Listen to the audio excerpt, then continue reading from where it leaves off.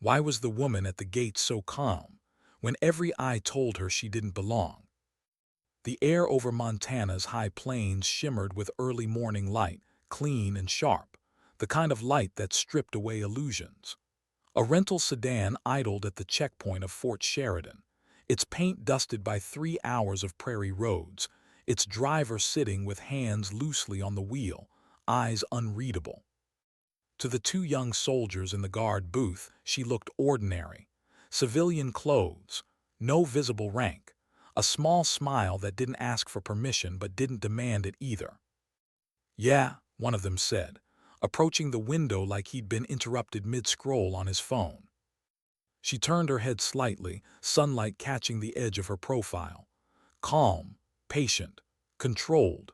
She reached into her bag and handed him a small envelope and a laminated ID card.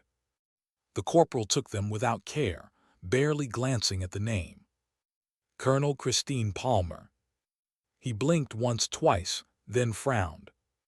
"Ma'am, this says you're a colonel." "That's correct," she said evenly.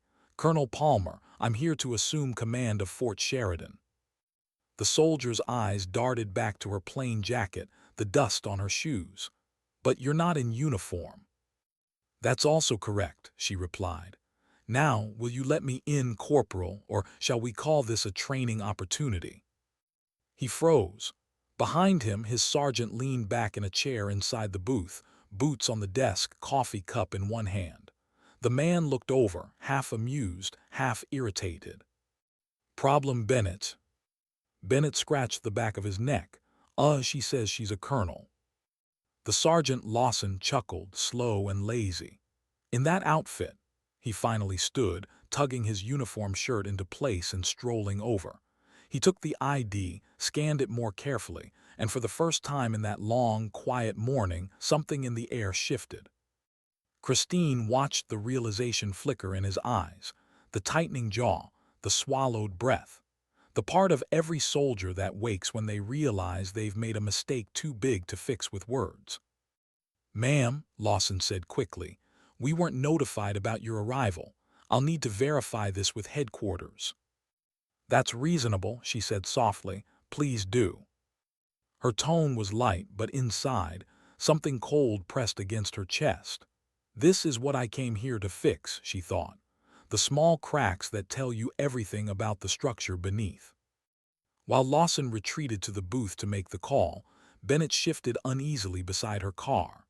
His earlier arrogance drained away, replaced by a kind of raw embarrassment that Christine recognized all too well. She'd been in his place once, young, uncertain, trying to hide ignorance behind authority.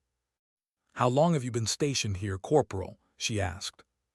He stiffened. 14 months, ma'am." "And how much training have you received on gate procedures?" Not much, ma'am. Some when I got here, but it's been pretty quiet." Christine nodded slowly, eyes scanning the checkpoint. The ground was littered with cigarette butts. A half-collapsed sign read "No smoking within 50 feet." The window glass was hazed with dust. Inside, personal clutter filled every corner, energy drinks, magazines, tangled cables. Discipline didn't die overnight. It eroded, one uncorrected moment at a time. Through the booth's thin walls, she could hear Lawson's voice on the phone, strained, stumbling, apologetic. "Yes, sir. She's here now. Yes, sir. Civilian clothes. Yes, sir. Her orders look legit, but yes, sir, I'll hold." Christine inhaled slowly, eyes on the horizon. The mountain stood miles away, blue and silent. Somewhere out there, the wind was brushing through grass that had seen wars begin and end. David used to love mornings like this, she thought. Her late husband's face flickered in memory. A pilot's grin, sunburned cheeks, the smell of jet fuel and coffee. 7 years gone now. 7 years since the accident at Fort Benning that had turned her life into a mission of quiet endurance. Grief never left. It just learned to wear the same uniform. She blinked back the thought as Lawson stepped out again, pale and trembling. "Ma'am," he said carefully, "Colonel Richmond's office confirmed your identity. He's on his way down with the sergeant major. They'll escort you to headquarters." "Thank you, Sergeant," she said. "You handled that appropriately." But before Lawson could reply, Bennett spoke up again. "Ma'am, with all due respect," he said, chin lifting in defiance, "I don't think you should be allowed on base without a uniform or proper identification procedures. Civilians need visitor passes. Those are regulations." Christine studied him, fascinated. He wasn't trying to be insolent, he was trying to be right. "Corporal," she said quietly, "your concern for security is noted, but when your sergeant verifies an order from command, you follow it. You do not reinterpret the chain of command." "With respect, ma'am, rules are rules." Lawson grabbed his arm. "Bennett, stand down." "I'm just doing my job," Bennett snapped. Christine's voice remained level, steady as steel wrapped in silk. "Corporal Bennett, take a step back. Think very carefully about the position you're in. Then decide if being right is worth being insubordinate." For a moment no one breathed. Then Bennett's face cracked, shame, fear, confusion all at once, and he stepped back from the car. In the silence that followed, Christine could hear the faint hum of approaching tires. A black SUV came into view, sunlight glinting off its windshield. She turned to Lawson. "In 5 minutes, your superiors will arrive. What happens next depends on how you two conduct yourselves. I suggest professionalism." "Yes, ma'am," Lawson said, rigid as a board. The SUV rolled to a stop and 3 figures emerged. Lieutenant Colonel Daniel Richmond, tall, silver-haired, exhausted but proud. Beside him, Command Sergeant Major Marilyn Hutchkins, short, solid, eyes like sharpened stone, and a Major Christine didn't yet know. Richmond's salute was perfect. "Colonel Palmer, I apologize on behalf of Fort Sheridan. This should never have happened." "Thank you, Colonel," she replied, returning the salute. "But this isn't a failure, it's a mirror, and we'd be foolish not to look at what it's showing us." Hutchkins approached the guard booth, gaze sweeping the mess inside. Her expression hardened. "Sergeant Lawson," she said in a low voice, "would you like to explain why this checkpoint looks like a high school parking lot?" "No excuse, Sergeant Major," Lawson stammered. "And you, Corporal Bennett," Hutchkins continued, "did you actually attempt to prevent a colonel from entering this base?" Bennett's voice cracked. I was following regulations, ma'am." "No," Christine said softly, stepping closer. "You were following pride. There's a difference, and that difference is what I'm here to fix." Richmond looked puzzled. "Ma'am, you don't want disciplinary action." "No," Christine said. "This isn't about punishment. It's about diagnosis. Fort Sheridan's illness isn't insubordination, it's neglect. These soldiers failed because no one taught them better." The words landed like quiet thunder. Even Hutchkins paused, her severe expression softening. Christine turned to the 2 men. "You're going to fix this gate. You're going to rebuild the procedures, the training, the standards. You're going to become experts. And when you're done, you'll train everyone else. That's how leadership works.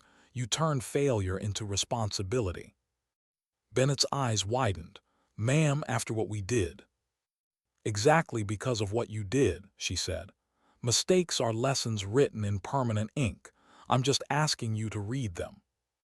Hutchkins nodded approvingly. "Bennett, Lawson, report to my office tomorrow at 800. Bring notebooks, leave your excuses." As Christine turned toward the SUV, Richmond murmured, "Ma'am, that was either brilliant or insane." "Possibly both," she said, "but we'll find out together." The barrier arm lifted with a crisp salute from Lawson, and as the car rolled forward, Christine glanced through the window at the base beyond.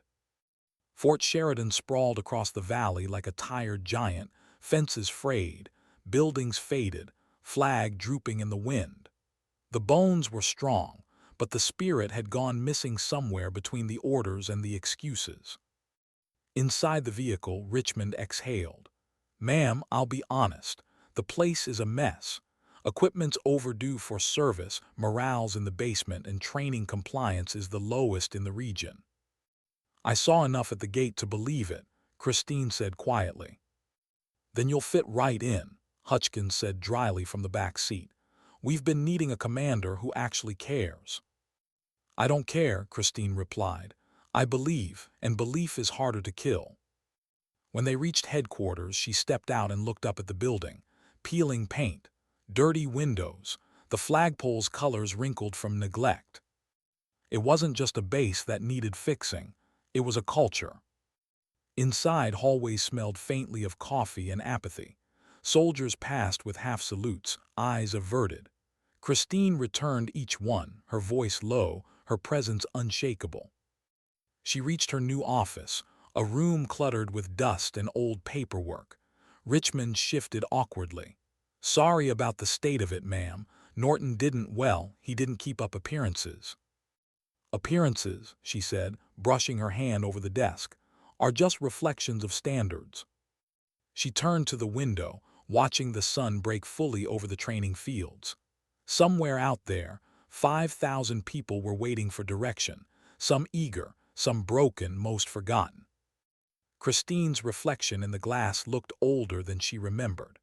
The lines of years, of loss, of command decisions made alone in quiet rooms. She closed her eyes for a moment. You wanted a challenge, Chris, she heard her mentor's voice echo. Now you've got one. She opened them again, focus returning like a steel blade honed by patience. Colonel Richmond, she said, gather your senior staff. I want the truth. No filters, no justifications. I need to know exactly how bad this place is before I start fixing it. Richmond nodded slowly. Yes, ma'am. And Colonel, she added as he turned to leave, no one gets punished for honesty, but they will for silence. He paused, meeting her gaze with something that looked almost like relief. Understood. When he was gone, Christine stood alone in that neglected office, breathing in the stale air of complacency. She placed her hand flat on the desk, feeling the weight of her new command settle around her. Outside, the flag lifted slightly in the breeze, creased but not torn, weary but still flying. She watched it move, eyes steady, and whispered the first words she would speak as Fort Sheridan's commander. Let's bring this place back to life. Why was everyone so quiet when she asked for honesty? The conference room of Fort Sheridan's headquarters felt like a place where truth went to die, dust on the blinds, coffee rings on the table, and faces lined with fatigue and skepticism. 30 officers and senior NCOs sat in mismatched uniforms, each wearing the same expression. Here we go again. Colonel Christine Palmer stood at the head of the room, her posture calm, her eyes steady. Her hands rested lightly on the table, fingers still. I've been here 3 days, she said finally, her voice soft but carrying. And in 3 days I've seen more problems than some bases face in a decade. I could stand here and shout about discipline or hand out reprimands, but I'm not interested in noise. I'm interested in truth. So let's start there. No one moved. Christine scanned the room. Some avoided her gaze. A few, like Captain Carolyn Sanders and Sergeant Major Hutchkins, met her eyes directly. Most looked like they were waiting for the storm to pass. She nodded slightly. All right, if no one wants to speak, I'll start. This base is broken. A murmur rippled through the room, half protest, half shame. She continued, unflinching. Your readiness rating is the lowest in the region. Training completion is 63%. Equipment maintenance is months behind. Nearly 40% of personnel are overdue for health checks. Morale is lower than any active installation I've reviewed in 20 years. Silent, just the hum of old fluorescent lights. Christine's tone softened. That's not an accusation, it's a reality, and pretending it's not will only make it worse. She paused, letting the words settle. I didn't come here to punish you, she said quietly. I came here to rebuild this base, but that only works if you stop protecting reputations and start protecting the mission. Across the table, a stocky man with graying hair, Master Sergeant Gerald Walters, maintenance chief, shifted in his seat. His voice carried the weight of years and the sharp edge of disappointment. "Ma'am, with all due respect, we've heard this before. Every new commander walks in talking about change, about accountability. Nothing ever sticks." Christine met his gaze. There was bitterness in his tone, but also pain. She could sense it, the weary kind of defiance that grows in someone who's cared too long with too little reward. "You're right," she said. "You've heard promises before, that's why I'm not making any." The room stirred, a few heads lifted. "What I'm offering," she continued, "is consistency, visibility, a chain of command that actually functions. If I say something will happen, it will. And if it doesn't, you'll hear the reason directly from me." The honesty in her voice cut through the stale air. She handed folders down the table, printed reports, handwritten notes, photographs from her unannounced visits. "These are my observations. They're not pretty, but they're real, and they're the foundation we'll build on." Captain Sanders opened hers, eyes widening as she flipped through pages of blunt assessments. Broken fences, untrained guards, idle workshops, outdated drills. Christine waited until the murmurs subsided. "I don't expect miracles," she said. "I expect movement." Her words were deliberate, each one spaced by silence. "You have two choices. You can stay and help rebuild Fort Sheridan, or you can transfer out. No shame, no punishment. But if you stay, I will expect your best, every day, every hour. No more excuses. No more waiting for someone else to fix what's yours." From the back, Walters spoke again.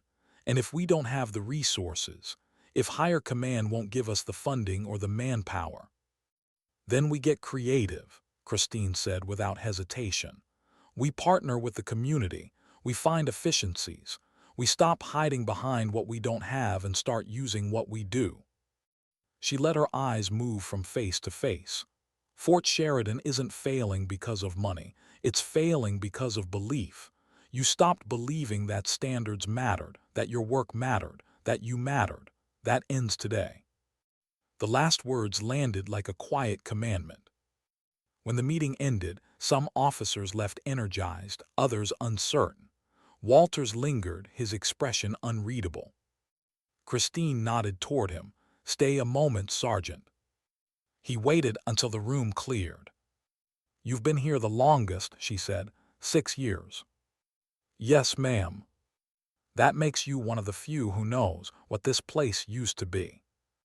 Walters crossed his arms. "Used to be is right. Colonel Norton destroyed that. He didn't care about discipline or maintenance. We tried, ma'am, but after a while people just stopped fighting." Christine studied him. "And you?" He hesitated. "I kept the lights on. That's all anyone could do." "Not anymore," she said. "I need more than lights. I need your leadership. You've got experience, respect, and eyes people trust. Give me 60 days, full effort. If nothing changes by then, I'll accept your resignation myself." His eyes narrowed. "You're serious?" "Always." He gave a slow nod. 60 days, but if this turns into another round of speeches and inspections, I'm done." "Fair," she said simply. "Deal." They shook hands, and for the first time, Walter's grip didn't feel defensive. It felt curious. That's the first crack in the wall, Christine thought. Good. Later that afternoon, she left the sterile air of headquarters and walked through the base alone. The sun had shifted west, turning the grasslands gold. She passed barracks where laughter had faded into silence, training fields where soldiers moved like ghosts through the motions. At the motor pool, the stench of old oil hung thick. Inside one of the garages, she found a young woman half under a Humvee, grease streaked across her arms. Her name tape read Simmons. Christine watched her work in silence for a moment. The specialist's movements were efficient, focused. There was pride in the way she handled the tools, one of the few signs of life Christine had seen all day. "That's an impressive amount of corrosion on that fuel line," Christine said finally. The young woman startled, sliding out from under the vehicle. "Ma'am, sorry, I didn't see you there." "No need," Christine said. I'm not here for inspection, I'm here to understand. Simmons hesitated, eyes flicking to the silver oak leaves on Christine's collar. Ma'am, if I'm being honest, understanding might take a while. This truck been sitting here since April. We can't get parts approved. Half our requests get denied. Christine crouched beside the Humvee, looking at the exposed engine. How many vehicles are down right now? Officially, 12, actually, closer to 23. 23, Christine repeated quietly. Simmons nodded, her jaw tightening. And another 15 that should be, because they're overdue for major maintenance. It's just me down here, ma'am. 2 others were reassigned. I'm trying to keep the fleet alive with duct tape and luck. Christine felt a flicker of both anger and admiration. What's your name, specialist? Rachel Simmons, ma'am. Well, Specialist Simmons, I'm giving you a new assignment. Rachel blinked, ma'am. You're going to design a motor pool rehabilitation plan. Every vehicle, every part, every repair. A complete list. I want it in 2 weeks. Simmons stared, incredulous. Ma'am, with respect, I'm just a specialist. That kind of planning should come from command. Command doesn't know this motor pool, Christine said softly. You do.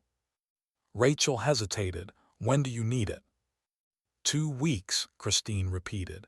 And don't limit yourself to what you think we can afford. Tell me what it would take to do it right. We'll worry about money later.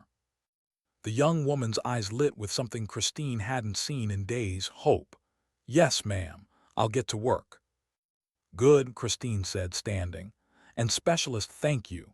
You're doing more than just fixing trucks. You're keeping soldiers alive.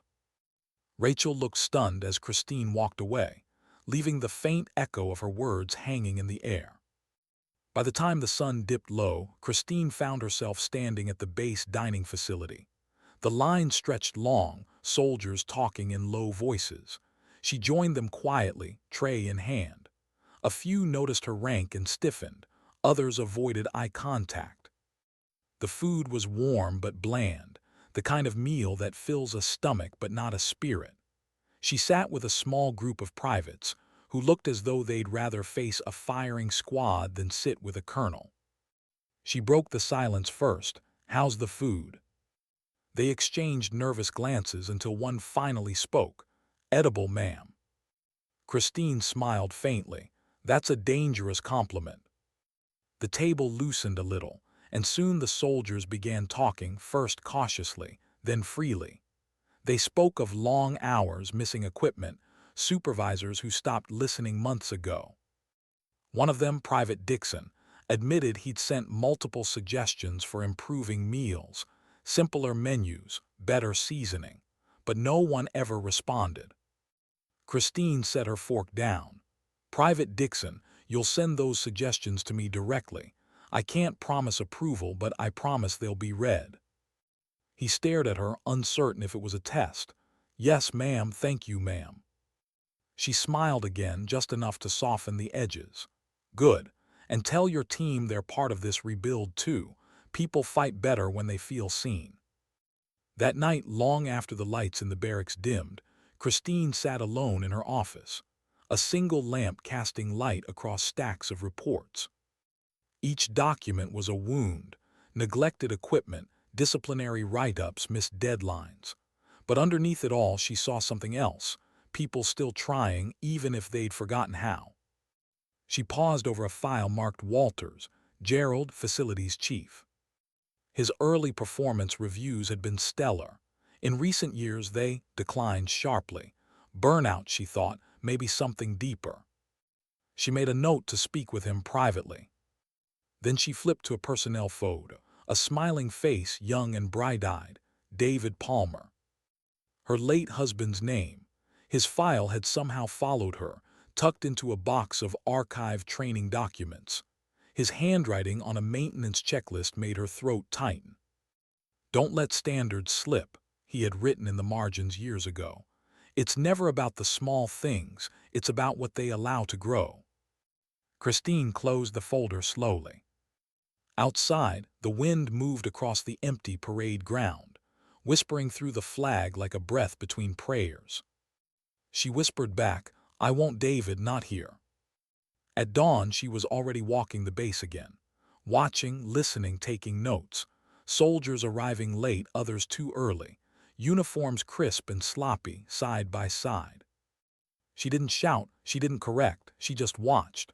Because leadership, she knew, wasn't about presence, it was about awareness. By 8 a.m., Bennett and Lawson were already standing at attention outside Sergeant Major Hutchins's office, waiting for their special project. They looked sharper now, nervous but ready. Christine passed them on her way inside, offering a brief nod. "Gentlemen," she said, "today you start writing the first new chapter of Fort Sheridan. Make it worth reading." She walked on, and for the first time since she'd arrived, the soldiers at the gate stood a little taller, their salutes a little cleaner. Progress wasn't loud. It was quiet, slow, disciplined. And in the silence of that early morning, the base began to breathe again. Why did she walk alone when she could have sent someone else? Because sometimes, to understand the cracks, you have to feel where the ground gives way beneath your own boots.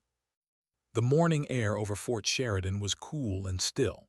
The parade ground lay silent except for the soft whistle of the wind through old flag ropes. Christine Palmer walked with purpose but not with haste, clipboard in hand, eyes moving constantly. Every shadow told a story. Every corner whispered a truth. 3 weeks had passed since she'd taken command. 3 weeks of long days and longer nights, rebuilding structure from memory and morale from dust. She'd issued few punishments but demanded many explanations. It was slower that way, but more permanent. This morning was her unannounced inspection. No entourage, no warning, just a colonel with a sharp eye and a quieter kind of authority, the kind that didn't need to raise its voice to be heard. Her first stop, the housing complex. The building stood in rows, uniform but weary, faded paint, cracked sidewalks, children's bikes leaning against railings rusted with time. A woman in civilian clothes, young, carrying a laundry basket, stopped when she saw Christine's rank. "Morning, ma'am," she said quickly, straightening her posture. Christine smiled faintly. "Morning, how's housing treating you?" The woman hesitated, unsure if honesty was allowed. "It's fine, ma'am, when the heat works." Christine tilted her head. "When it works?" The woman sighed, embarrassed. "Yes, ma'am. Some units have been waiting weeks for maintenance. We file reports, but it's, well, slow." Christine nodded. "What's your name?" "Corporal Lindsay Garza, ma'am." "And your husband?" "Sergeant Garza, 3rd Logistics. He's on duty." Christine made a note on her clipboard. "Thank you, Corporal, and for the record, you did the right thing telling me the truth." Garza blinked. "Ma'am, I didn't mean to complain." "You didn't," Christine said softly. "You gave me data." Garza smiled weakly, but something shifted in her eyes. The kind of shift that happens when someone realizes they've finally been heard. Inside one of the units, Christine found peeling wallpaper, uneven flooring, and a water heater leaking rust. She photographed everything. When the maintenance crew later received the report, they'd see her signature at the bottom. No aides, no delegation. Just the commander herself in the field, walking through the same cracked hallways as her people. By midday, she reached the motor pool again. The smell of fuel and grit filled the air. Simmons was there, sleeves rolled up, covered in sweat and determination. A stack of paperwork lay beside her, a rough draft of the rehabilitation plan. Christine picked it up, flipping through. Each page was detailed, methodical, labeled with priorities and timelines. "You've been busy," she said. Simmons looked nervous. "I didn't know how detailed you wanted it, ma'am." "This is excellent," Christine said. "You didn't just make a list, you made a roadmap." Simmons blinked, surprised. "You mean it?" Christine smiled. "I wouldn't say it if I didn't. You're leading this now. Hutchins and Walters will support you, but from today forward this motor pool is your project." "Mine, ma'am." Yours, Christine repeated. You're not a specialist anymore. You're acting NCOIC until I can get the paperwork through. The young woman's lips parted in disbelief. Ma'am, I don't even have a leadership course yet. Christine's tone softened. Then you'll learn fast. Leadership isn't a course, Simmons, it's a decision. For a moment the young soldier couldn't find words. Then she nodded, standing a little taller. Understood, ma'am. I won't let you down. I know, Christine said. As she turned to leave, Walters appeared from behind a Humvee, wiping grease from his hands. He'd been listening. You really think she's ready for that? He asked quietly. She's not, Christine said without hesitation. That's how people grow. He grunted, half amused. You're gonna burn yourself out doing it all this way. Probably, she said, her voice faintly wry. But at least I'll burn clean. Walters studied her for a moment, then nodded. You know, you're different from the ones before. Norton, he hid in that office like a ghost. You're everywhere. People don't know what to make of you. Christine shrugged.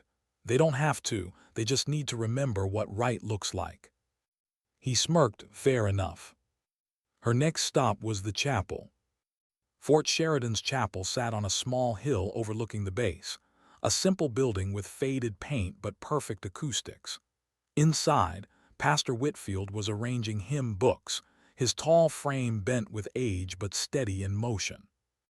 He looked up when she entered. Colonel Palmer, I heard you've been walking the whole base yourself. Trying to see what I've inherited, she said, removing her cover. He smiled gently. And what have you found? Fatigue, she said. A quiet kind. It's not laziness, it's loss. People stopped believing in what they were doing.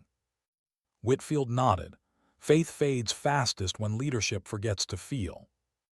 Christine exhaled, the truth of that sentence cutting deep. I suppose I'm guilty of that myself sometimes.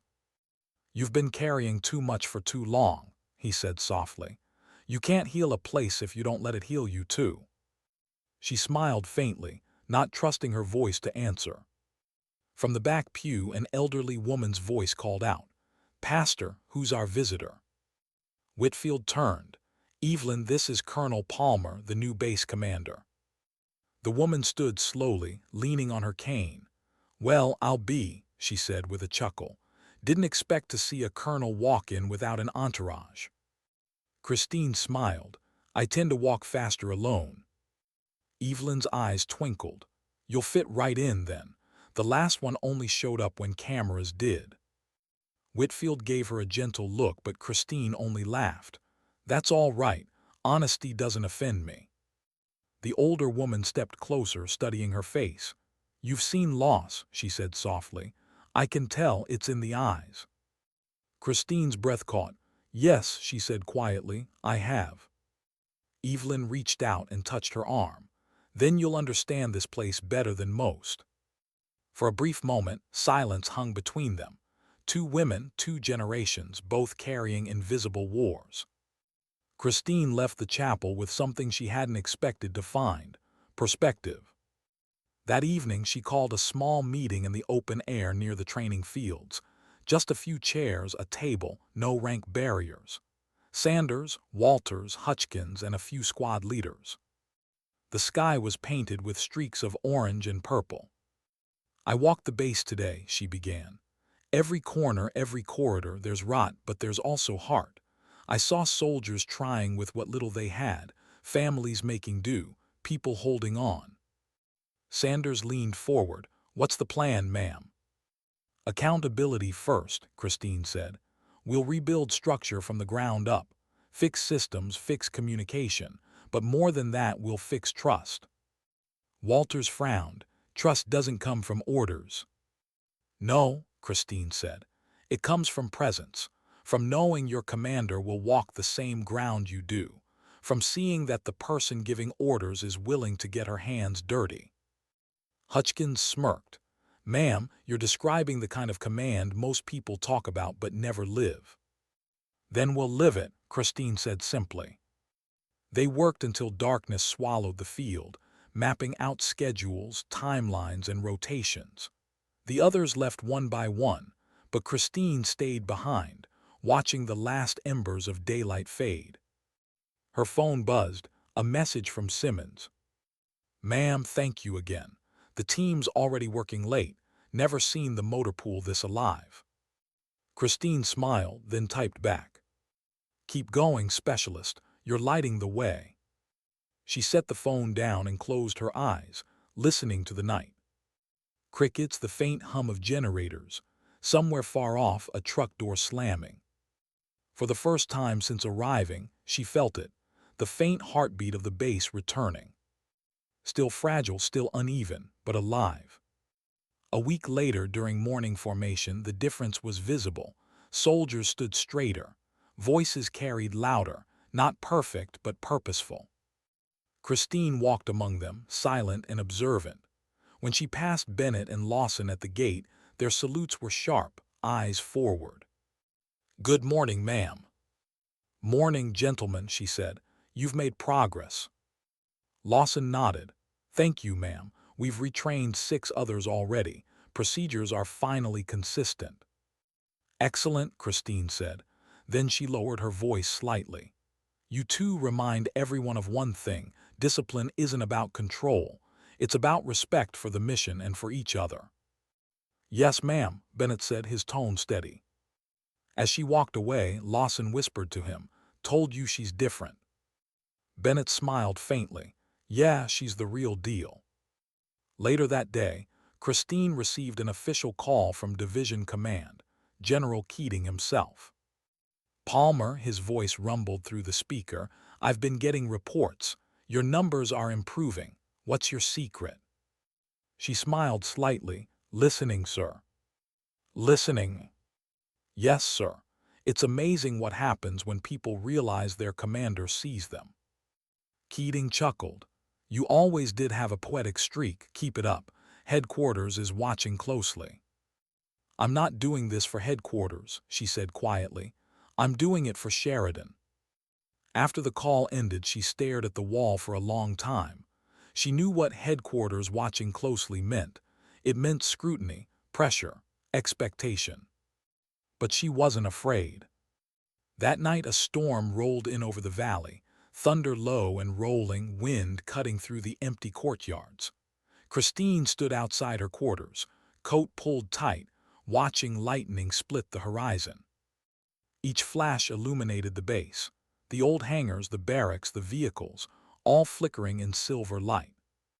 And in that storm she saw reflection, chaos and order, destruction and renewal. Fort Sheridan had been broken by neglect. It would be reborn through attention. She whispered into the wind, almost a prayer. "Stay the course, no matter how hard it gets." The rain began to fall. And somewhere in the dim light of the motor pool, Simmons worked late into the night, just like her commander, proving that belief, once rekindled, spreads quietly but fiercely. Why did the whispers always grow loudest right before progress took hold? By the end of the 4th week, Fort Sheridan was stirring. Vehicles were running again. Patrols started on time. The flag rose straighter each morning. But with revival came resistance, the kind that hides behind polite smiles and carefully worded emails. Christine Palmer could feel it before she heard it. Conversations that stopped when she entered a hallway. Reports delayed without reason. A subtle pushback from officers who had grown too comfortable with mediocrity. Change threatens comfort, and comfort fights dirty. The warning came quietly from Sergeant Major Hutchkins one evening as they reviewed training rosters. "Ma'am," she said, voice low, "you've got a few field-grade officers meeting after hours, unofficially." Christine didn't look up from the paperwork. "What are they saying?" "That you're overstepping, that your inspections are humiliating, that morale isn't their commander's job, it's the chaplain." Christine's pen paused mid-stroke. "They're entitled to opinions," she said evenly, "but if they're undermining policy—" "They're too smart for that," Hutchkins interrupted gently. "They're doing it the quiet way, sarcasm, delay, paper compliance." Christine leaned back, staring at the ceiling. The hum of the lights filled the pause. Every leader she knew reached this point, the moment when the system fought back. "Who's leading them?" she asked finally. Hutchkins hesitated. "Colonel Grant, your deputy for logistics." Christine exhaled slowly. "Grant, of course." Polished, charismatic. The kind of man who smiled through a knife fight and made you thank him afterward. "Let them meet," Christine said quietly. "Tomorrow I'll attend." The next evening, she arrived at the officers' club alone. No aid, no warning, just calm footsteps on a polished floor that hadn't seen her shadow before. Inside, laughter filled the air, forced and brittle. Grant stood near the bar, recounting some anecdote about the new colonel's endless crusade for perfection. The others chuckled, eager for belonging. When they noticed her, the laughter died like a candle in wind. "Please," she said lightly, "don't stop on my account." Grant straightened, surprise flickering across his practiced smile. "Colonel Palmer, we were just, discussing operations." "Good," she said, "because I've noticed operations have a heartbeat problem lately." No one spoke. She walked slowly to the center of the room. "Gentlemen and ladies," she added, nodding toward Sanders, who sat stiffly near the end of the table, uncomfortable but loyal. "I'm aware there's concern about my methods. I'd rather hear it to my face than through rumor." Grant stepped forward, tone smooth as glass. "Ma'am, with respect, morale is declining. Constant inspections, late meetings, new policies every week. People feel micromanaged. They need trust." Christine met his eyes. "Trust is earned by performance, Colonel, not by repetition of excuses." A murmur ran through the room. Grant's smile tightened. "We've kept this base running for years, maybe not perfectly but effectively. We're soldiers, not politicians." "You're right," Christine said softly, "and soldiers follow standards. If they don't, they die and others with them. Tell me, when was the last time this base passed a full readiness audit?" Grant hesitated. "That's not the point." "It's exactly the point," she said. Her voice was still calm but sharper now. "We've mistaken survival for success. Barely functioning isn't the same as ready." She let the silence stretch until even the air felt taut. Then she said almost gently, "If anyone here believes I'm wrong, if you think my command is unjust or misguided, you can say so. Right now, no repercussions." No one spoke, not even Grant. "Then let's move forward," she said. "Starting tomorrow, we'll conduct a base-wide readiness drill, unannounced, every department, logistics included." Grant's jaw flexed. "That's an enormous undertaking, ma'am." "I know," she said. "You'll be running it." A few officers tried to hide their smiles. Grant managed a stiff nod. "Understood, ma'am." As she turned to leave, she stopped at the door. "And Colonel, the point of leadership isn't to be liked. It's to be trusted when it matters. Let's see who earns that." The next morning, alarms blared through Fort Sheridan at 500. No warning, no schedule, just the sudden cold echo of a readiness drill. Christine walked the grounds as units scrambled. Trucks roared to life. Soldiers raced to stations, half-dressed, half awake. Confusion turned to urgency, urgency to action. She watched silently, clipboard in hand, noting every delay, every miscommunication. By 700, the air buzzed with movement. Grant approached, clipboard in his own hand, looking irritated but professional. "Ma'am, we're at 78% readiness across the board. Not bad for no notice." "Not bad," she agreed, "but not good enough." He frowned. "With respect, ma'am, this is the best performance we've had in months." "I know," she said quietly, "and that's what worries me." Grant blinked. "Worries you?" "If 78% is our best," she said, "then we've forgotten what 100 feels like."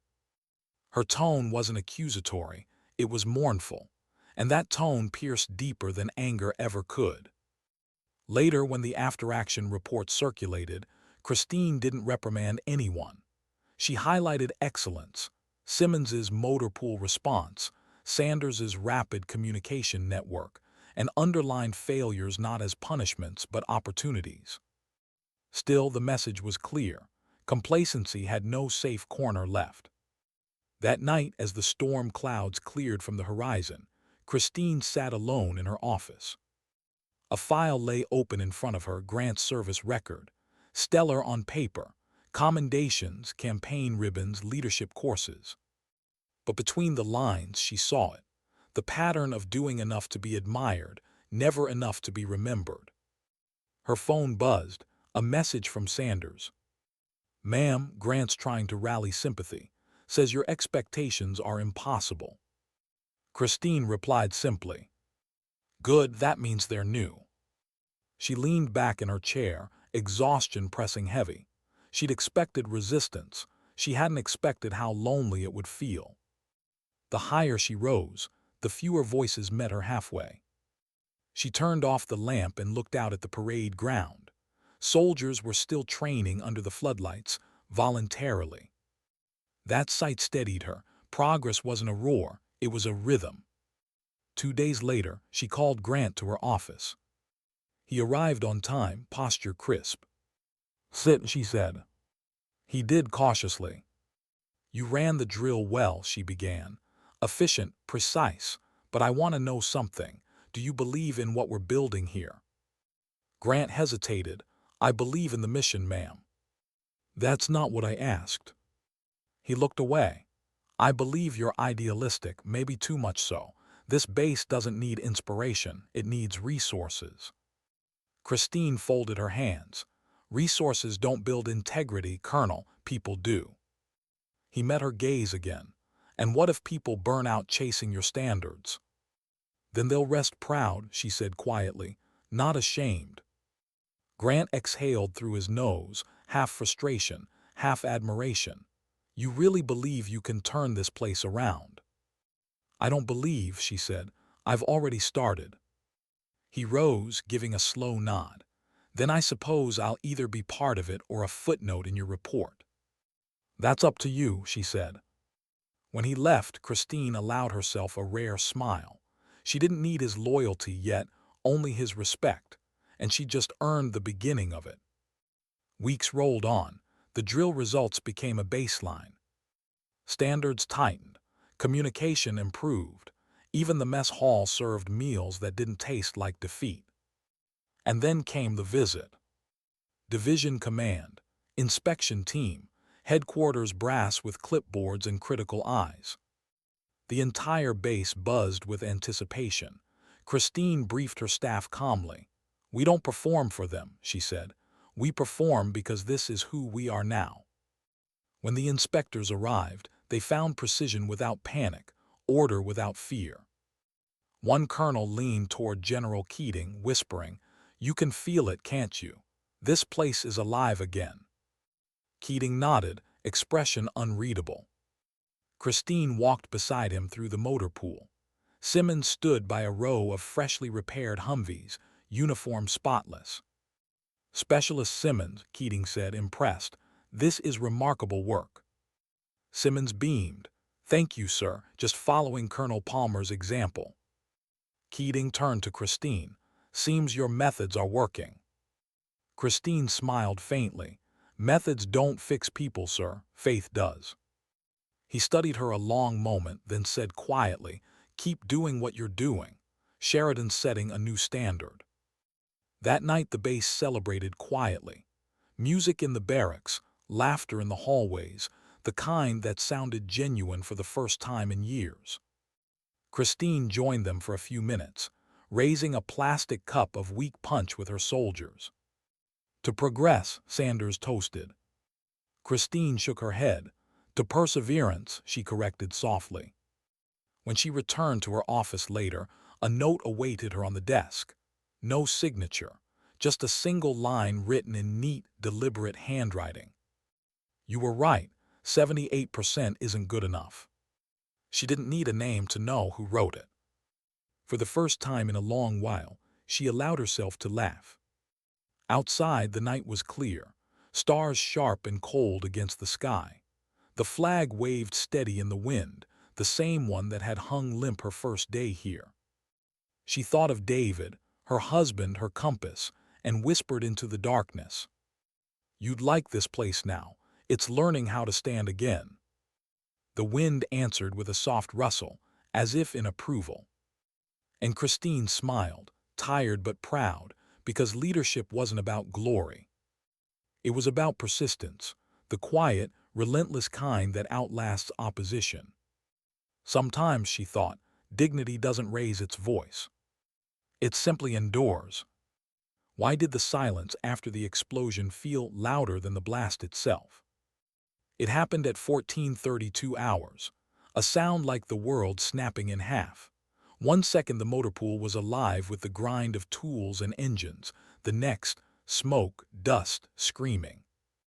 Christine Palmer was in her office when the windows shook. Coffee spilled across her reports as the floor trembled beneath her boots. She didn't hesitate. No command briefings, no radio chatter. She ran. Outside, black smoke coiled into the sky like an accusation. Soldiers sprinted toward the fire, others away from it. She shouted, "Clear the perimeter. Medics on site now." Her voice carried command, sharp, decisive, but her heart was pounding hard enough to blur the edges of her vision. When she reached the motor pool, the scene froze in her mind like a photograph she'd never forget. A Humvee, half disassembled, now engulfed in flames. Tools scattered like shrapnel, and on the ground near the blast crater, two figures motionless. One of them was Simmons. Christine's breath caught. Rachel. She didn't think, didn't weigh risk or protocol. She moved through the chaos, shoving past two medics. The heat from the wreckage hit her like a wall, but she dropped to her knees beside the young mechanic. Simmons was alive, barely. Shrapnel had torn into her shoulder, blood blooming across her coveralls. Her eyes fluttered open. "Ma'am, I—" "Don't talk," Christine said firmly. She pressed her hand against the wound. "You did your job, now let us do ours." The medics arrived, lifting Simmons onto a stretcher. Christine turned to the other casualty, Private First Class Diaz. He was conscious but trembling, hands shredded by burns. "What happened?" she demanded. Diaz coughed. "Fuel line pressure, it wasn't vented. I tried to warn her, but—" His words dissolved into panic. Christine put a hand on his shoulder. "You did what you could. We'll take care of her." As the medics carried Simmons away, Christine stood slowly. Her face was calm, but her chest felt hollow. She turned toward Walters, who had just arrived, panting, eyes wide with disbelief. "What the hell happened?" he shouted. Christine didn't answer immediately. She stared at the burning Humvee, the smoke rising into the perfect afternoon sky, and something inside her cracked. Not anger, not shock, something deeper. Failure. Her own. "Get the fire team," she ordered. "I want this entire site secured. Every vehicle, every line, every record checked. Nothing leaves this yard until I know why that happened." Walters nodded, his voice tight. "Yes, ma'am." Christine turned and walked away before the trembling in her hands could show. Hours later, Fort Sheridan was silent again. The fire was out. The motor pool reeked of smoke and oil. The sun had set, leaving a red haze across the horizon like blood drying on metal. Christine sat alone in the infirmary's waiting area, her uniform streaked with soot. The doctor, a weary man with the calm voice of someone who'd seen too much, approached quietly. "She'll live," he said. "Simmons, the shrapnel missed the artery. She's in surgery now, but she's strong." Christine nodded, relief washing through her so fast it almost hurt. "And Diaz?" "Second-degree burns, he'll recover." "Thank you." The doctor hesitated. "Ma'am, she's been asking for you." Christine exhaled, steadying herself. "After surgery." He nodded and walked away. She sat there for a long time, staring at the empty corridor. Around her, the hospital hummed with quiet efficiency. Machines beeped softly. Nurses moved like ghosts. She should have been writing reports, notifying division command, initiating investigations. But for the first time in months, she didn't want to be the commander. She wanted to be a human being who'd almost lost someone she believed in. Her hands trembled again, and this time she didn't hide it. By midnight, she was in her office. The base slept, but her mind didn't. Reports spread across her desk like a battlefield. Preliminary analysis: fuel line rupture due to improper pressure release. Human error, maybe oversight. Christine's throat tightened. Simmons had been leading that repair. A soldier she'd personally elevated, trusted, encouraged to take ownership. And now she was lying in a hospital bed because of it. The knock on the door was soft but insistent. "Come in," she said. It was Walters. He looked drained. "Ma'am, the investigation team's ready to start at first light. You should get some rest." She shook her head. "I'll be here." He hesitated. "You can't blame yourself for this. Accidents happen." "Accidents," she repeated quietly.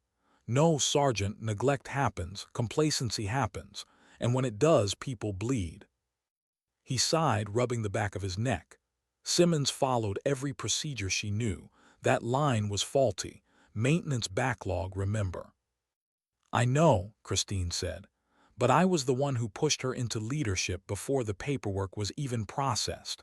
I believed she was ready." Walters studied her carefully.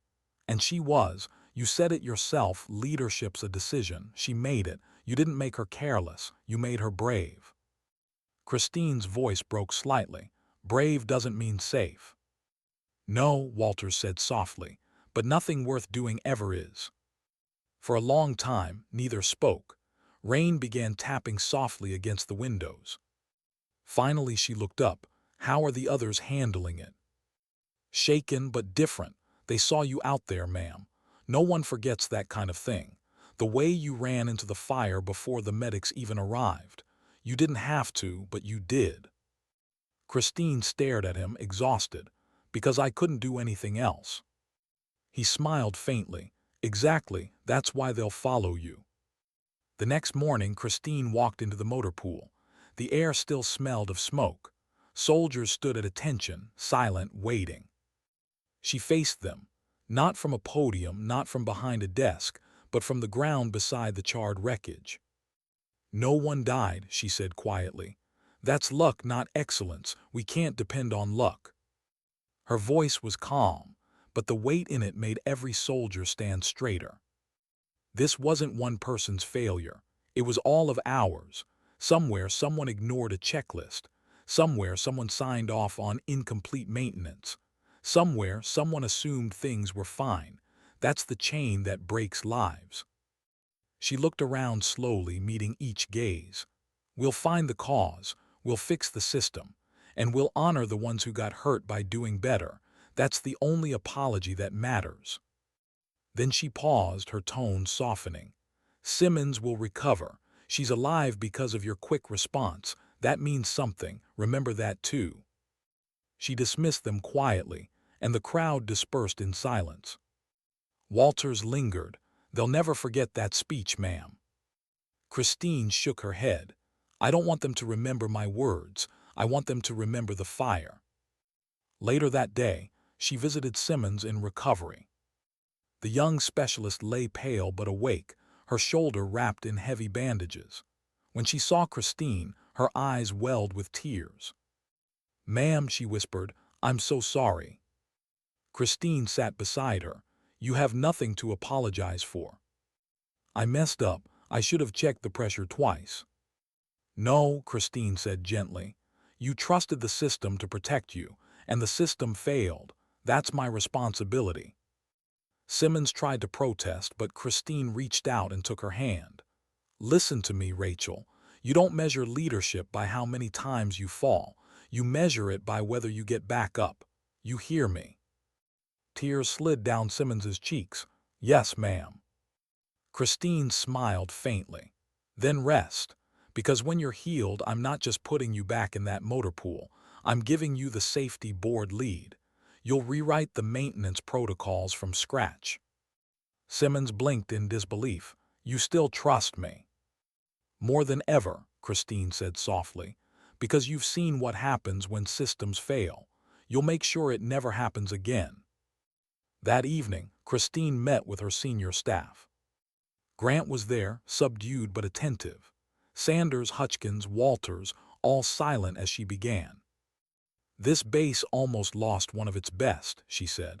That's not something I'll forget. From now on, every training module, every maintenance cycle, every inspection will include a new directive. No task is too small to do right. Grant nodded slowly. Permission to speak freely, ma'am. Always, Christine said. I misjudged you, he admitted.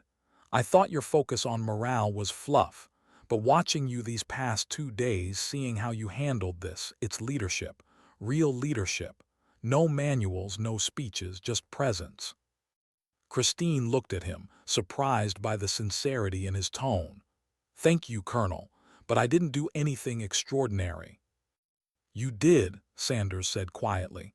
You showed us what right looks like when things go wrong. Hutchins leaned back, arms folded.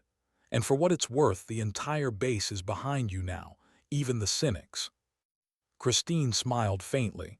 Then let's make it count. That night she walked the base alone again. The moon hung low, silver light washing over the motor pool. The scorched Humvee sat in silence, draped in tarp. She stopped in front of it, hands clasped behind her back. David, she whispered, voice barely audible, I wish you could see this. They're learning. They're fighting for something again. The wind rustled faintly through the trees. In her heart she could almost hear his voice, the one that used to ground her after missions. Pride isn't medals, Chris. It's what you rebuild after the smoke clears. She smiled. Then I suppose we're finally earning some. The sound of footsteps approached behind her. Walters. Ma'am, he said softly, the investigation's closed. Faulty component from an outdated batch. Nothing anyone here could have prevented. Christine nodded. Then it's still my lesson to carry. He frowned. Why? Because leadership isn't about blame, she said quietly. It's about bearing. She turned toward him. Go home, Sergeant. You've done enough for one lifetime. He hesitated, then saluted. Yes, ma'am, good night. When he was gone, Christine looked up at the flagpole silhouetted against the stars. The wind caught the fabric, unfurling it wide and proud.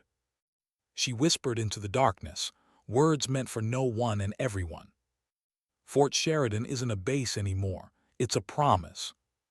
And as the lights flickered across the valley, she stood there until dawn, alone, strong, unbroken. Why did truth always seem to make people uncomfortable, even the ones sworn to defend it? It had been 5 days since the explosion, 5 long days of investigations, reports, and restless nights. Fort Sheridan was steady again, but a new storm was gathering, this time not of fire or smoke, but of politics. Colonel Christine Palmer could feel it before she saw it. The shift in tone during calls, the clipped responses from higher headquarters, the silence that always meant someone was choosing words too carefully. And then came the message. Division Commander REQESTS, immediate video conference, classified topic, incident report Fort Sheridan. Christine stared at the screen for a long moment before replying, schedule it. She already knew what it would be about, not the accident itself, but the story that would be told about it. At precisely 900 hours, the connection went live. The large monitor flickered to reveal Major General Keating, impeccably uniformed, composed, and flanked by 2 staff officers with the same expression, diplomatic tension. Colonel Palmer, Keating said curtly, I trust you've completed the internal review. Yes, sir, she replied evenly. Report submitted this morning. Findings confirm a mechanical fault, outdated component in the fuel regulator, traced to an unapproved vendor shipment from 6 months ago. Good, Keating said. That's the version we'll use. Christine frowned, sir. He folded his hands. Publicly, we'll list the cause as routine equipment failure. Nothing about vendor negligence or procurement issues. No names, no system failures. Understood. Her chest tightened. With respect, sir, that's inaccurate. The part came from a supplier who falsified compliance documents. That's not routine failure, it's fraud. Keating's eyes hardened. And if we print that, we're admitting systemic oversight. Congress will have questions. Media will have blood. Do you want Sheridan to be the headline for Army negligence? Christine didn't flinch. Sir, the truth doesn't change just because it's inconvenient. Keating leaned forward. Colonel, this isn't about truth. It's about containment. You've done excellent work revitalizing that base. Don't throw it away over semantics. Semantics, she repeated softly. That semantics nearly killed 2 soldiers. Which is why we're fixing it internally, Keating said, voice low and firm. No need to light fires that burn beyond our control. Christine took a slow breath. Sir, with respect, fires that are ignored don't go out, they spread. The silence on the line was thick. One of the aides shifted nervously, glancing between the two. Keating's tone dropped a register. Colonel Palmer, consider this your directive. Adjust your report accordingly. Division's review board will classify the original findings as internal reference only. Christine held his gaze. And if I refuse? He exhaled, eyes narrowing. Then you'll be relieved of command for insubordination. The words hung heavy, sterile, final. For a long time, Christine said nothing. She simply stared at the screen, the flicker of pixels casting sharp shadows across her face. Then she said quietly, Understood, sir. You'll have my decision by 1800 hours. Keating nodded once. See that I do, dismissed. The call ended, the screen went black. Christine sat there, hands clasped, the hum of the monitor echoing in the quiet room. She'd faced down combat, disaster, even grief, but this was different. This was a moral ambush. And for the first time since arriving at Fort Sheridan, she felt the weight of the uniform press against her like a question. Who do you serve, the system or the truth? By noon, word of the directive had reached her staff, quietly, through the rumor chain that no security clearance could ever shut down. Grant was the first to approach her office. Ma'am, if I may. Close the door, she said. He did. You've heard, she said simply. He nodded. Division wants the report softened. I understand why, but he hesitated. You're not the type to play politics. I'm the type who follows integrity, she said. Grant exhaled. If you go against Keating, ma'am, they'll bury you. You know that, right? You'll lose command, everything you've built. Christine looked out the window at the parade ground. Soldiers running drills with crisp precision, the flag waving clean and proud. I didn't come here to protect my career, she said quietly. I came here to protect them. Grant's expression softened. I know, ma'am, but sometimes the right fight comes with the wrong price. She turned to him, eyes calm but unyielding. Then maybe the price needs paying. That evening, she met with Hutchins and Walters privately in her office. The air was heavy, the blinds drawn. They want you to falsify the report, Hutchins said flatly. They want me to make it palatable, Christine corrected, to make it disappear. Walters clenched his jaw. If you fight this, ma'am, you'll lose your command, and the base needs you. We're just starting to find our footing. Christine nodded slowly. I know, but if I stay silent now, everything we've built will mean nothing. Hutchins's voice was quieter. So what's the plan? Christine looked at both of them. Truth. No edits, no redactions. The report stays as written. Walters shook his head. They'll court-martial you. Then they'll have to explain why, she said. The room went silent. Hutchins finally smiled, a rare, fierce smile. Damn, ma'am, you really were born for this. By 1800 hours, her decision was ready. She submitted the unaltered report, complete with attached correspondence and documentation proving procurement fraud. She didn't hide it. She sent it to Division Command, to Inspector General, and, by protocol copy, to Army Safety Board. The next morning, chaos erupted. Her phone lit up with calls, emails flooded in. Keating's office demanded immediate retraction. She didn't answer. Instead, she walked the base, just as she always did, present, calm, untouchable. Because leadership wasn't about hiding from consequences. It was about absorbing them. At noon, an official vehicle arrived from division headquarters. A major stepped out, holding an envelope. "Colonel Palmer," he said formally, "you're ordered to relinquish command pending administrative review." Christine took the envelope, signed the acknowledgement, and nodded. "Understood."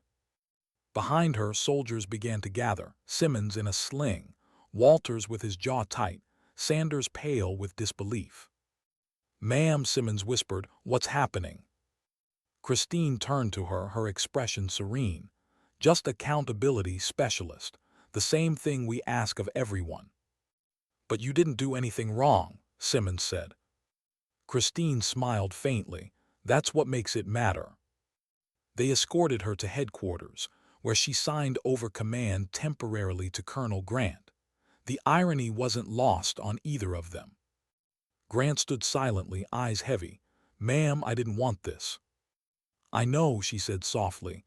"Now protect them, protect Sheridan." He swallowed hard. "I will." She placed a hand briefly on his shoulder. "Then you're ready." When she left the office, soldiers lined the hallway in silence. No formal ceremony, no orders, just the quiet unity of people who understood that integrity has its own kind of gravity. As she passed, each one came to attention. No one told them to. Outside, she paused at the gate, the same gate where it had all begun. Bennett and Lawson stood there, crisp and proud. "Ma'am," Lawson said, voice thick, "permission to say thank you." Christine met his eyes. "No permission needed, Sergeant." Bennett swallowed. "What'll happen now, ma'am?" She looked beyond them toward the horizon. "Whatever happens, remember this, truth is the only rank that lasts." Then she saluted them, a rare, deliberate gesture, and walked past the barrier that once refused her entry. 3 days later, headlines broke quietly across internal networks. Fort Sheridan commander relieved after refusing to amend safety report. Investigation, REVEALS fraudulent supplier chain linked to equipment failure. Within hours, Keating's office was under inquiry. Procurement records surfaced. The Army's Inspector General confirmed Palmer's report was accurate. The truth, sharp, undeniable, irreversible, had done what courage alone could not. 2 weeks passed before she received the call. "Colonel Palmer," the voice was different this time, Lieutenant General Abrams, Keating's superior. "Your actions have been reviewed. The board commends your integrity. You're reinstated, effective immediately." Christine said nothing for a long moment. "Understood, sir." "There's more," Abrams continued. "Division Command is reassigning Keating. We need leaders who still understand what honor means." When the call ended, Christine sat back slowly. The silence that followed wasn't victory, it was vindication. Quiet, somber, necessary. She looked out the window of her temporary quarters at Fort Leavenworth, rain streaking the glass, the horizon dark but honest. Sometimes, she thought, leadership isn't about winning. It's about refusing to lose yourself. When she finally returned to Fort Sheridan, the welcome was simple. No parade, no banners, just her soldiers standing in formation at dawn. As she stepped from the vehicle, Grant called, "Fort Sheridan, attention." The sound rolled like thunder across the field. Simmons was in front, arms still healing but salute perfect. Walters stood at her side, eyes shining. Christine walked to the center, her voice steady, at ease. They obeyed, but their eyes never left her. "I left because I told the truth," she said. "I came back because you believed in it. This base stood tall when I couldn't. That means I did my job." A quiet murmur rippled through the ranks. Not noise, but pride. She looked around at them, one by one. Fort Sheridan will be remembered, not for what happened here, but for what we refused to hide. That's our legacy. Then she smiled, a rare, unguarded smile. Now let's get back to work. That night, as the sun dipped behind the Montana hills, Christine stood once more at her office window. The base below moved with purpose, engines rumbling, laughter carrying faintly through open doors. Her reflection stared back, older, tired, but at peace. She whispered, "We didn't break, David. We didn't bend, we just stood tall." And outside, the flag lifted high against the wind, creased but unbowed, waving for something larger than any rank or regulation. Sometimes, she thought, dignity doesn't speak. It just tells the truth. Why did victory feel so heavy? Because sometimes, the price of doing the right thing isn't paid in shame, it's paid in loneliness. Colonel Christine Palmer was back at Fort Sheridan, but she could feel the difference immediately. The air was cleaner, sharper. The laughter that once sounded forced now rang genuine. But inside, she carried a quiet exhaustion that no award or commendation could erase. She won the battle for truth, but battles like that always left scars invisible to medals. It had been 3 months since her reinstatement. Sheridan had transformed from an asterisk on the division roster into a model installation. Maintenance backlogs, 0. Readiness, 98%. Morale, higher than any other base in the region. But for Christine, the numbers didn't matter as much as the people. She started something new, small gatherings every Friday evening at the chapel annex. Not mandatory, not formal, just open conversations about leadership, failure, resilience. She called it the quiet hour. On that first night, maybe 15 soldiers came, mostly junior ranks, sitting awkwardly, not sure what to expect. She didn't stand at a podium. She sat on the floor with them, coffee cup in hand. "Let's make this simple," she said. "No ranks, no scripts, just honesty. You tell me what's hard and I'll tell you what I learned the hard way." Private Dixon, the one who'd once complained about the food, raised a tentative hand. "Ma'am, Colonel, how do you keep believing in the system when it keeps letting people down?" Christine smiled faintly. "You don't believe in the system. You believe in the people trying to fix it. The system's just lines on paper. The heart's what matters." That line stayed with them. Within a month, the quiet hour had grown to more than 100 attendees, soldiers, families, even civilians from town. It wasn't about religion. It was about restoration.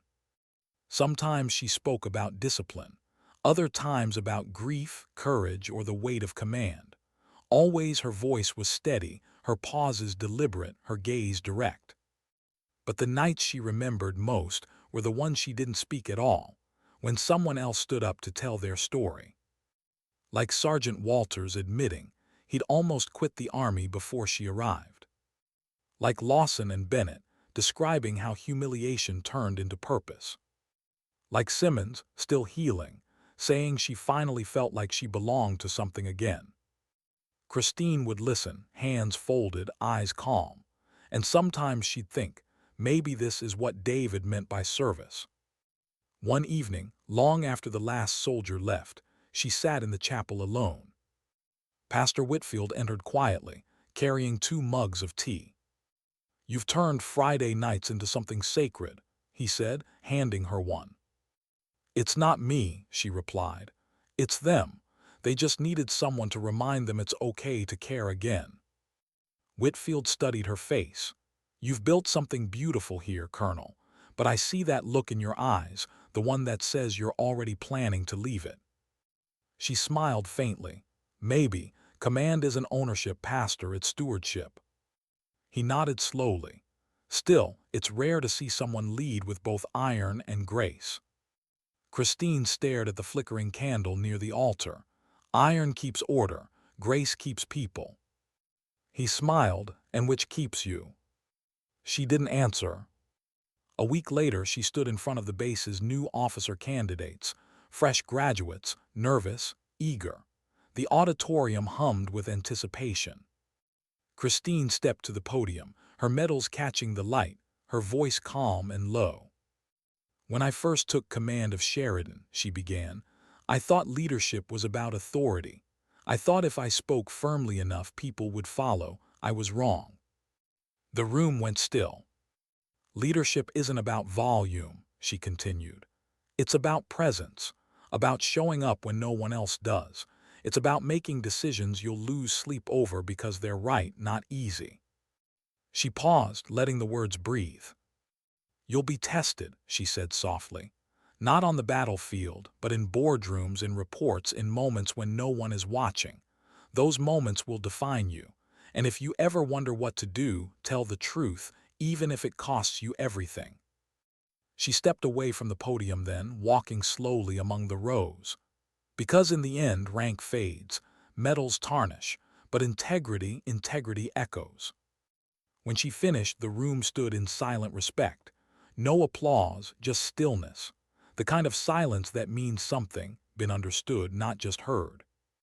After the lecture, she found Simmons waiting by the hallway. The young NCO's uniform was spotless, her new sergeant stripe still stiff. "Ma'am," Simmons said, smiling, "I wanted you to see this before the ceremony."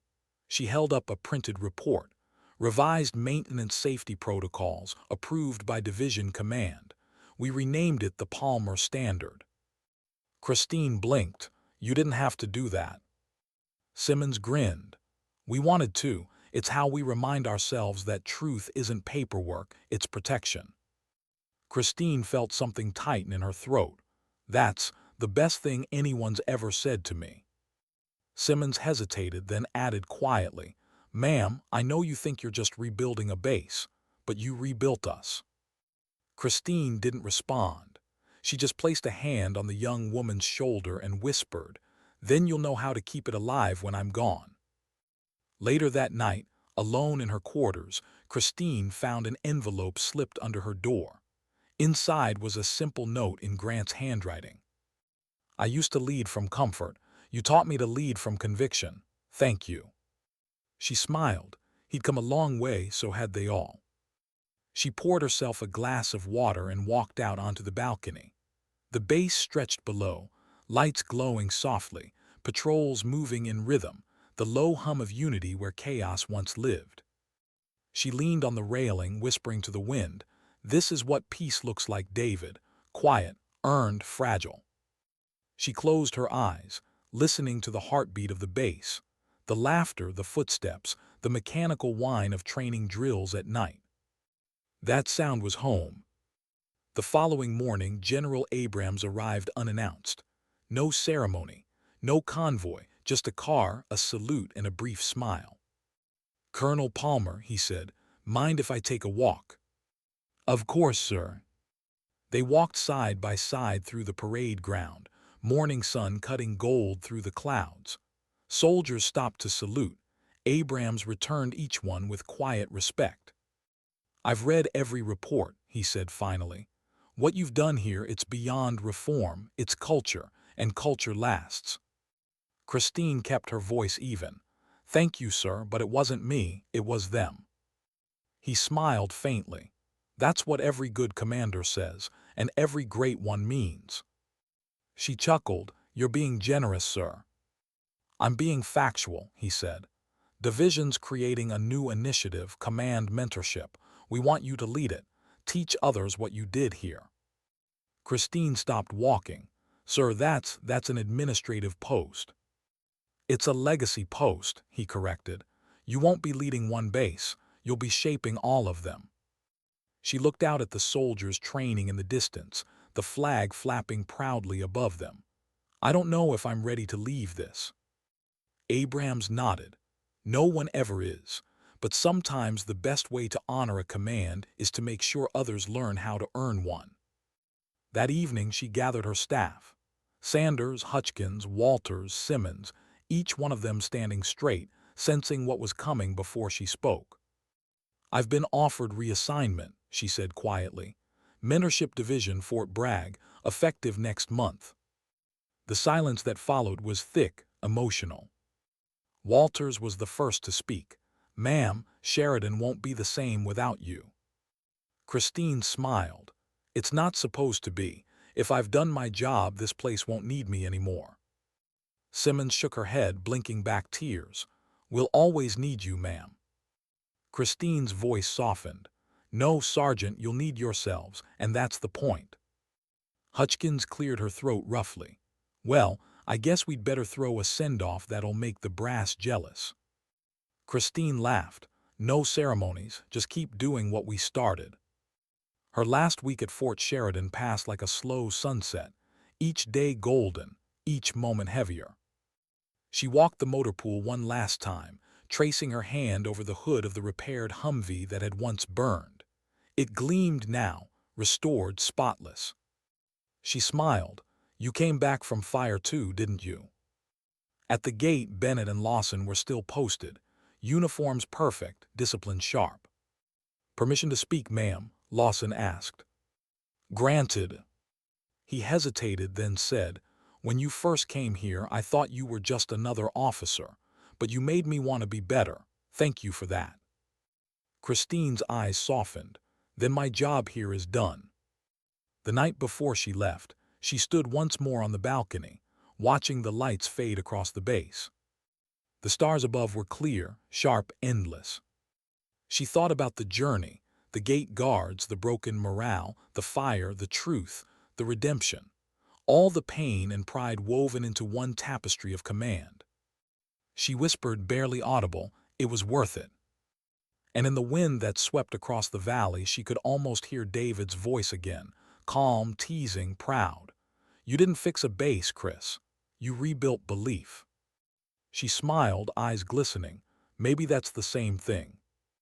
The next morning at dawn, she stepped into the waiting car. Soldiers lined the road, not for ceremony, but because they chose to. Silent salutes followed her as the vehicle rolled toward the gates. As she passed beneath the arch that read Fort Sheridan, she whispered one last promise. "I'll keep teaching them what we built here." The base disappeared behind her in the mirror, small, steady, alive. Sometimes, she thought, strength isn't the roar of command. It's the whisper of someone who's finally learned to let go. And in that quiet letting go, legacy begins. Why do we build things we know we'll one day have to leave behind? Because if we build them right, they keep standing without us. 3 years had passed since Colonel Christine Palmer last walked the grounds of Fort Sheridan. The days had turned into seasons, and the seasons into distance, but the base never really left her. Now she lived on the other side of the country in North Carolina at Fort Bragg, though the name had changed since. Her role wasn't command anymore. It was mentorship, guidance, legacy. The office she now occupied was simple: a few framed photographs, a folded flag, and a plaque on the wall that read, "Leadership is not the power to command, it's the courage to care." She written those words on a napkin once during one of her quiet hours at Sheridan. Someone had turned them into a motto. Now they hung in every new command mentorship classroom across 5 bases. She smiled whenever she saw one, not out of pride, out of quiet gratitude. Her days now began early, as they always had. Coffee, briefing notes, a walk through the training facility where new officers practiced crisis simulations. She'd watch them through the observation window, young faces, tense, impatient, desperate to prove themselves. Once in a while, she'd step inside, and the instructors would straighten immediately. "Ma'am, would you like to address the group?" She'd shake her head. "Not yet, let them finish failing first." Only when the scenario collapsed into chaos, communication breakdowns, missed calls, arguments, would she step forward. And always her voice was steady, not scolding. "Pause simulation," she'd say. Silence. Then she'd look at them and ask, who was the first to stop listening? Every time they'd glance at each other, unsure how to answer. "That's where leadership dies," she'd tell them softly, "not in the orders but in the silence between them." And just like that, The lesson would land deeper than any textbook could teach. In her spare moments, she wrote, not memoirs, reflections, pages and pages of handwritten thoughts about command, loss, and endurance. Sometimes they felt like conversations with her younger self. You'll learn that being feared is easy, being respected is harder, being trusted hardest of all. She never planned to publish them, but one of her students, a captain named Ruiz, found one left open on her desk after a meeting and quietly made a copy. Weeks later, those words appeared in a training circular distributed across the entire mentorship division. The quote read, "Leadership begins where comfort ends. Call Christine Palmer." She hadn't authorized it, but when she saw it, she didn't mind. Because truth, once spoken, didn't need ownership. Then one morning in early autumn, a small package arrived at her office. The return address made her freeze. Fort Sheridan Command Headquarters. She stared at it for a long time before opening it. Inside was a photo, a letter, and a patch. The photo showed the base, rebuilt, thriving, fresh paint on the buildings, new motor pool structures, soldiers standing in perfect formation. And front and center, Sergeant Rachel Simmons, now wearing the rank of first sergeant. Christine felt her throat tighten as she read the letter. "Ma'am, I don't know if you still think about Sheridan, but Sheridan still thinks about you. The base has become a model for leadership development. We hold quiet hour every Friday just like you started. New recruits call it the Palmer Circle. This year, Division awarded Fort Sheridan exemplary command culture. They said the transformation began with one word, belief." The patch enclosed is the new unit insignia. The motto reads, "Integrity before rank." We all know where it came from. Thank you for teaching us that truth isn't just something to tell, it's something to live. With respect always. Rachel. Christine set the letter down slowly. Her eyes lingered on the patch, an emblem of a rising phoenix against a silver shield. Beneath it, in small black text, Fort Sheridan, integrity before rank. Her chest ached, not from pain, but from the quiet joy that comes when you realize the echoes you left behind have become voices of their own. That night she couldn't sleep. She walked outside to the parade field near her quarters. The air was cool, the sky cloudless. She found herself thinking of the first time she'd ever commanded troops, years ago, long before Sheridan, before politics, before scars. Back then, she'd thought command meant certainty, that leaders had to have all the answers. Now she knew the truth. Leadership wasn't certainty. It was endurance in the face of doubt. She whispered into the empty night, as if David could still hear her. "I finally understand, love. You don't fix people, you remind them how to stand." And somewhere in that whisper, peace finally settled in her chest. Months later, she stood at the command mentorship graduation ceremony. Hundreds of officers filled the hall, rows upon rows of fresh faces ready to take charge of their own units. She approached the podium, notes in hand, but didn't read from them. Instead, she began with a question. "Why are you here?" A few murmurs, then silence. She smiled faintly. "You're here because somewhere out there, a soldier you haven't met yet will depend on who you decide to be." She let that hang, the words quiet but heavy. "When you lead," she said softly, "remember, the rank doesn't make you invincible, it makes you accountable. Power isn't privilege, it's permission to protect. Every order you give writes a story in someone else's life. Make sure it's one they'll survive to tell." The hall was silent, every face lifted toward her. "And if you ever find yourself standing alone against what feels wrong, stand anyway," she said. "Because someday, someone will take courage from the fact that you did." She paused, eyes glistening. "That's what I learned at Fort Sheridan. That's what I'll never forget." When she finished, the room didn't erupt into applause. Instead, every officer quietly rose to their feet. One by one, they came to attention and saluted. It wasn't rehearsed, it wasn't required.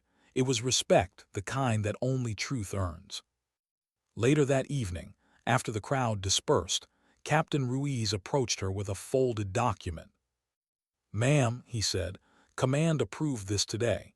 It's new doctrine for the mentorship program." She unfolded it.